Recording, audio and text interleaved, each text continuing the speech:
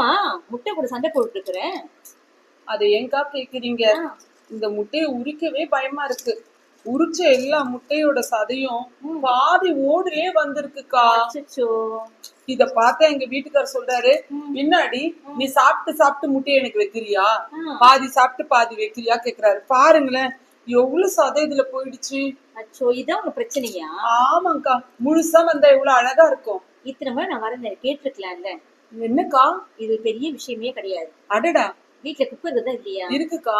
குக்கர்ல இந்த முட்டையை போட்டு தண்ணி ஊத்தி வேக வையி. சரிங்கக்கா. ஒரு முட்டை கூட உனக்கு மிஸ் ஆகாம அழகா உன்னை உரிக்கிறது ஈஸியா இருக்கும். அப்படியா? அதாங்க எங்க அத்தை சொன்னாங்க, கனமான பாத்திரத்துல முட்டையை வேக போடுமான்னு சொன்னாங்க அப்பவே. நான் தாக்கா கேக்கல. நீ கேட்காம அப்ப சண்டை போட்டுக்கிற முட்டை கூட. அடடா, ஆமாங்கா. அக்கா, என்ன முட்டையை பார்த்துட்டு இருக்கிற? ஒரு வசனம் ஞாபகம் வந்துச்சுக்கா. நான் சொல்லட்டுமா? சொல்லுங்கக்கா. 1:5 தானே? ஆமாங்கா. நான் உன்னை தாயின் வயிற்றில் உருவாக்கும் முன்னே உன்னை அறிந்தேன் அப்படின்னு வேதத்துல போடப்பட்டிருக்குக்கா. தாயின் கருவுல நம்ம உருவாறதுக்கு முன்னாடியே தேவன் நம்மள அறிந்திருக்கிறாரு. என்னங்க, நீங்க கூட ரொம்ப கவலையோடு இருக்கீங்களா? ஆண்டவர் நம்ம சூழ்நிலையை அறிந்திருக்கிறாரான்னு. இந்த வசனத்தின்படி தேவன் தாயின் வயிற்றுல உருவாகிறதுக்கு முன்னாடியே உங்களை அறிந்தவரா இருக்கிறாரு.